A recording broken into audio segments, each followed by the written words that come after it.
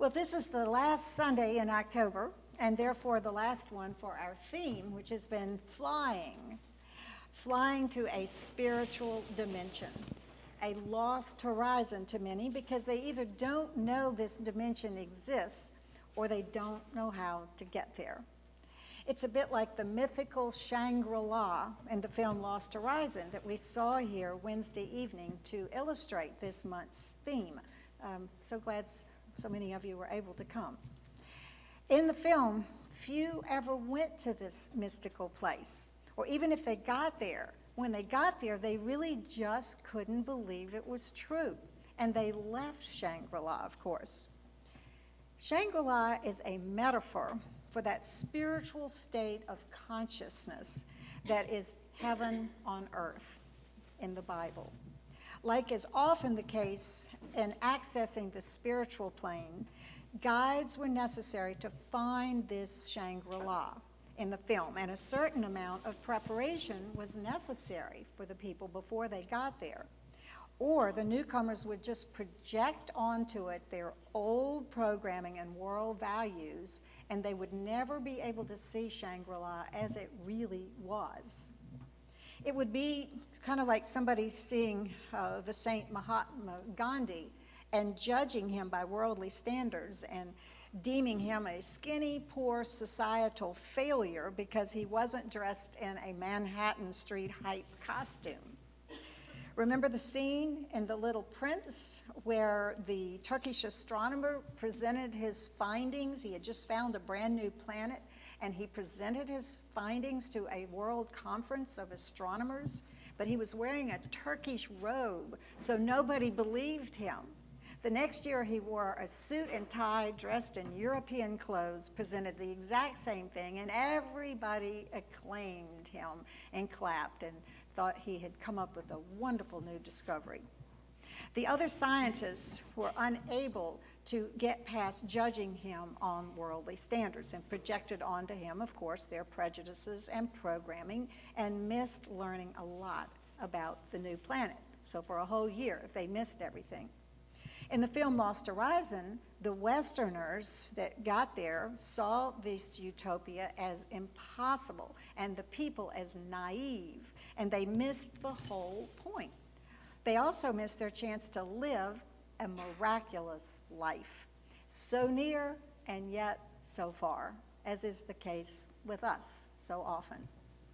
We often can't conceive of a Shangri-La or a heaven on earth state of consciousness, a state where we see everyone and everything with our Christ vision, our Christ glasses, so to speak. In fact, it does take a bit of preparation. Unto him that hath, it shall be given, the Bible says. If we have begun to develop love and compassion in our hearts, if we have opened our minds to other ways of living than just on the material plane, if we have begun to see the divinity in all people, we have prepared a path to Shangri-La, the kingdom of heaven. And we are more likely to get to that state, and above all, we're more likely to appreciate that state of consciousness when we get there. In the book Lost Horizon, it says that Shangri-La is a mystical place, an end destination, a place that has finality. That state of consciousness does have finality to it. Once we truly get there, we never will want to leave. It is what transforms our lives totally into heaven on earth. It's that state of peace and harmony and beauty and love that we all search for. There was one part of the story in the book where the author says, and I quote, "It's as if Shangri-La were indeed a living essence, distilled from the magic of the ages and miraculously preserved against time and death." He makes it pretty clear that this is a state of consciousness, certainly more than just an adventure story, which is how most of us read it when we're young.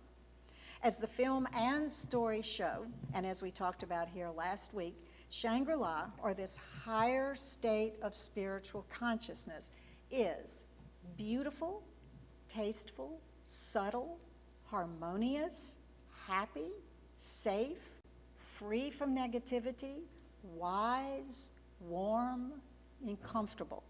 We find there health, purity, acceptance, moderation, tolerance, and unconditional love from everyone. Who wouldn't want to live in this state? And yet, we so often let old intellectual or emotional patterns deny us of this state. For some of you who missed the movie here Wednesday, and I hope you see it on your own, I guess you can get it on Netflix, allow me to call your attention to some interesting wisdom that was inherent in the ideal state of consciousness, Shangri-La, and how it points to ways to attain this higher state of consciousness. One, when asked about their religion, Chang, the High Lama's emissary, said, "Must we hold that because one religion is true, all the others are bound to be false?" This reminds me so much of unity. We respect all the names of and paths to God because we know that truth, capital T, has meandered through all religions at various times and remains there in part. We always say here at Unity, no one religion has a monopoly on truth because truth has been around forever, long before the first religion. And it pretty much all boils down to how much that religion teaches us to love ourselves and love others. Developing this capacity to love can certainly help prepare us for these higher spiritual states. In fact, it can catapult us all the way into those states. Thus, inasmuch as developing love and compassion are a part of religion, there is truth in it. Another line I particularly appreciated in the story was, "Laziness and doing stupid things can be a virtue." Think of all the ways we waste time running in circles, doing things that have little merit for our long-term spiritual good, and sometimes things that even hurt our minds, souls, and bodies. It's hard to fly to higher states of existence when we run around in circles in this one. A third interesting idea was advanced when Chang, the High Lama's spokesman, was asked what would happen if he were to leave the valley of Shangri-La. He answered, "Death, if I remain away more than a few days." That can be taken, of course, as death of the soul, if we leave the state of spirituality, if we return to thinking that the material, mundane world is all there is, and it has no meaning other than just what you can see and feel and hear, or that maybe it's of the same importance as the spiritual plane, we then lose the essence of the higher levels of reality. When we straddle both worlds, we often see the higher as just another place to visit from time to time, like Shangri-La was for the visitors. We go there if we have a problem or if we have something we want from God. But when we get it, we go back and we go about our business on the material plane as usual. Thus, we ultimately gain nothing and we lose this state of the miraculous. Fourth, Chang at one point said, and I quote, "You see, my dear sir, one of the first steps toward clarifying the mind is to obtain a panorama of one's past, which is more accurate in perspective. When you have been here with us long enough, you will find your old life slipping gradually into focus, as with a telescope when the lens is adjusted. Everything will stand out then, clear and still, duly proportioned and with its correct significance." In other words, as we work on ourselves spiritually and meditate and pray and ask for divine direction and then listen to the answer, We will start seeing things as they really are, not as our programming led us to believe at the time they happened. We might start seeing someone, maybe even a parent who mistreated us, as the child of another parent who mistreated them and thus just really didn't know any better. Most of us, or most of all, we will see that there was really never anything wrong with us or them, no matter what anyone said or did. We and everyone else are and always were divine. Seeing clearly is a gift and part of living on that higher spiritual dimension. We see hurtful words and actions for just what they are, the result of hurt and a call for love, whether we said them and did them or someone else did. And that kind of seeing allows you to go from using your ego thought process to using the Holy Spirit's. I might also add that it's at this point that you will wonder why you ever put up with your ego as long as you did. Our relationship with our ego is the most abusive relationship most of us will ever have. In the Course of Miracles and Buddhism and other spiritual teachings, they say that the ego is the word used, the concept, to describe that part of us that wants to be separate from others, separate from God, and even our true selves, because we want to be individuals. This is so we can feel special.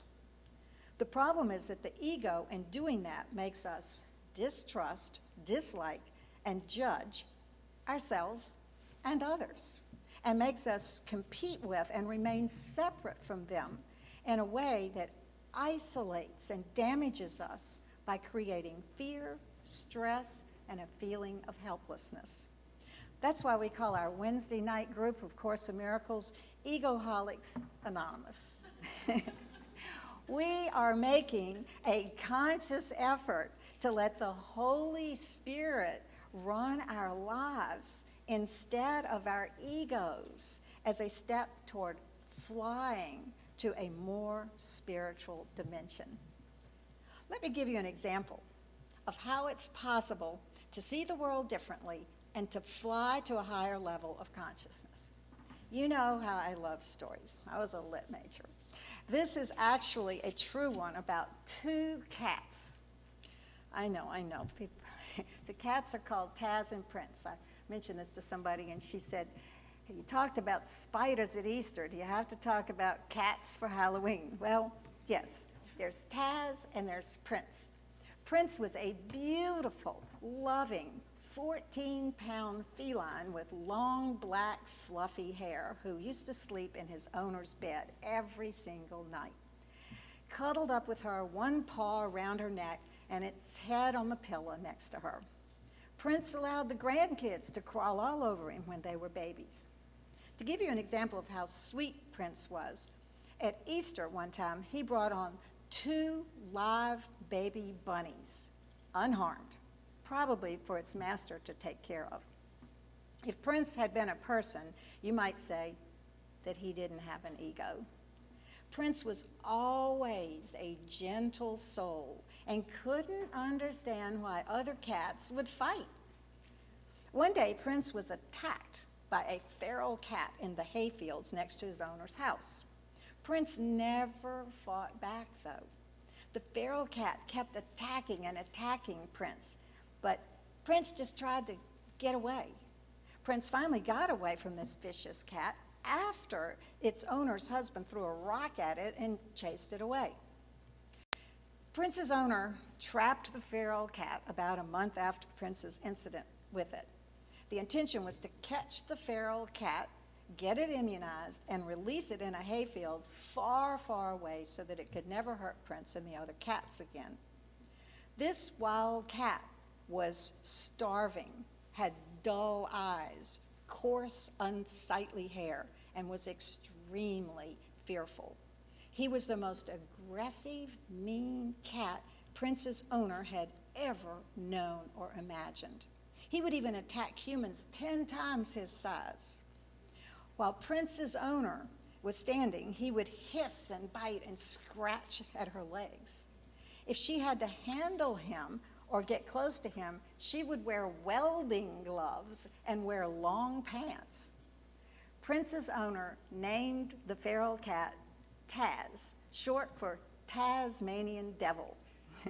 When it came time to release Taz far away from their house, neither Prince's owner nor her husband could bring themselves to do it. It went against some sort of belief that they had about how an animal should be treated. Taz ended up living in a dog run, which they set up in their garage. They figured Taz would live the rest of his life in this dog run. He couldn't be trusted around their 3 cats and 3 dogs. Their cats would go in the garage to eat or use the litter box, and Taz would hiss and snarl at them from his dog run clear on the other side of the garage. So for everyone's safety, including Taz's, the dog run was the best place for Taz to live. In the evening, Prince's owner would open the double garage door, sit by the dog run, and talk to Taz as she watched the sun set. Prince would, on his own, lay out by the dog run with her. First, Prince made sure his owner's body was between his and the long dog run where Taz was sitting. But eventually, Prince started sitting closer and closer to the dog run until eventually he was close enough where Taz could reach his little paw through the dog run and touch some of Prince's long black hair. In time, Prince was able to go into the garage with his owner as Taz was let out of the dog run for a little bit of enclosed garage playtime while he was given fresh food and water.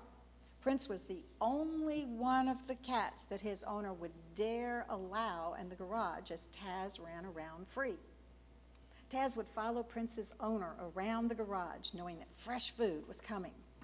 Prince would calmly sit next to his own dish of food. Every once in a while, Taz would slowly go over to Prince, sniff at him, and then quickly run away. Prince would just sit calmly as he allowed Taz to check him out. There was no hissing and no growling, only a calm, self-assured display by Prince, which Taz seemed to understand and respect. As Taz showed he could handle more responsibility, he was allowed to come out of his dog run and hang out in the house with the rest of the family for small stretches of time. Taz would hide under the bed or behind the furniture. If the front door opened and the family wasn't paying attention, Taz would run outside and hide in the sagebrush or under the porch. Prince would always be close by his side, setting an example of how to be a calm, loving house cat. Finally, the time came when Taz was domesticated enough to be out of his dog run all day long, every day, with complete freedom. At night, Taz slept in the dog run so everyone could feel safe while sleeping, and at dinner time, Taz ate his food in the dog run because Prince was diabetic and he needed to eat the exact amount of food before his insulin shot. During the day, Taz would play outside for a little bit on his own. Then he'd look for Prince to see what he was up to. Wherever Prince was, Taz would be about 2 feet away. Taz was still a bit skittish and unpredictable, especially with other cats, but Prince stayed calm and let Taz hang out with him. Because of Prince, Taz learned how to relax in the house and just stretch out on the floor in the middle of the room. No hiding, no cowering, no hissing, no fighting, just relaxing, all spread out in the middle of the floor. One day, on the July 4th weekend, Prince died. And Taz missed him terribly because Prince was the only friend he had ever had. A miraculous thing happened, though. Taz started acting like Prince. He was able to relax without hiding, and he remained calm, the same kind of calmness that Prince had shown that allowed Taz to go from a fearful feral cat to a loving, affectionate house cat. Taz started insisting on cuddling against Prince's owner's chest while sleeping in the bed at night, and Taz's name was changed to Tazaroo. When we are in the higher states of consciousness, we are able to see the Tazaroo in every Tasmanian devil. We see the divinity in all people, even if their Tasmanian devil self seems to be manifesting. We understand that the power of love is always there, just waiting to come out. And our love for another can bring this out. We see this in fairy tales like Beauty and the Beast, where terrifying beasts are transformed into Prince Charming due to the love of an adoring damsel. It's the antidote to all ills. When we live in the higher spiritual realms, our inner Shangri-La, if you will, we are able to extend love the way that the loving house cat named Prince extended love to a fearful, feral feline. Just think, if everyone would do that, the world would change. If we do that, our world will change. And that is what the higher levels of life are all about. Being able to see the divinity and love in ourselves and in everyone, just waiting to emerge. The love that heals physically, emotionally, and mentally. So spread your wings and fly. Go to your Shangri-La, your kingdom of heaven, the promised land. Call it what you want. It's a state of consciousness that lies within. The wisdom of the ages tells us it is the only sane place to live. Free yourself from the level of pure materiality. This is the metaphysical meaning of Egypt in the Old Testament, the state that Moses freed the chosen people from in order to lead them to the promised land, their Shangri-La, this higher state that all spiritual teachers speak of. When Moses said to the Pharaoh, "Let my people go," he was giving us the battle cry to free ourselves from the slavery of a strictly material existence, our Egypt state, a desert with little in it to truly nurture us. When we leave that state, we can go to the promised land. We too, symbolized by Shangri-La, where all is lovely and loving and full of life and miracles. The irony is that there really isn't any place else to be. There is only one presence and one power in the universe. When our vision is distorted, we may think there are other realities, but we are just projecting our thoughts of separation onto the perfection that is and always was, and we are distorting it at that point. So open your eyes and know that you are home. If you don't accept the illusion of a dual universe, you will realize that you are already in your lost horizon, your Shangri-La, the kingdom of heaven. You always have been, and you always will be. There is only one power and one presence in the universe, and we are all one with it. And so it is. Amen.